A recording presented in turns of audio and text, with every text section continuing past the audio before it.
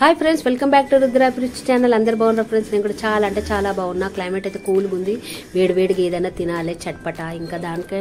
late చేయకుండా వర్షం చాలా అంటే చాలా పడుతుంది ఇంకా వెదర్ అయితే కూల్ గా ఉంది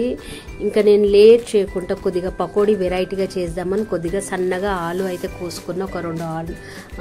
ఆలుగడ్డలు కోసుకున్న దాంట్లోనే ఒక పెద్ద సైజు ఆనియన్ కూడా కోసిన ఉల్లిగడ్డ పొడువులా కోసేసుకున్న దాన్నంతా ఇట్లా పొడి పొడి చేసుకున్న కుల్ల కావాలి ఉల్లిగడ్డ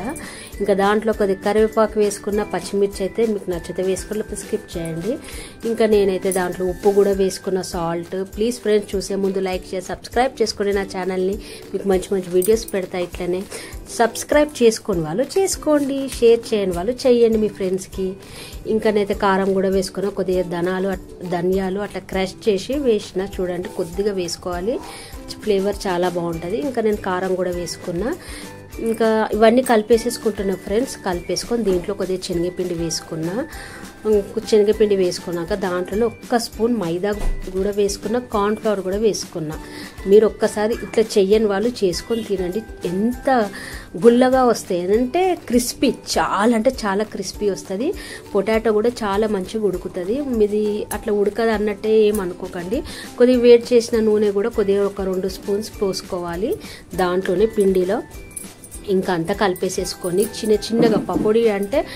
ఇట్లా ముద్ద అవుతుంది అన్నట్టు ఇట్లా కొద్దిగా స్ప్రెడ్ చేసి వడ టైప్ వేసుకోవాలి మసాలా వడ టైప్ ఇట్లా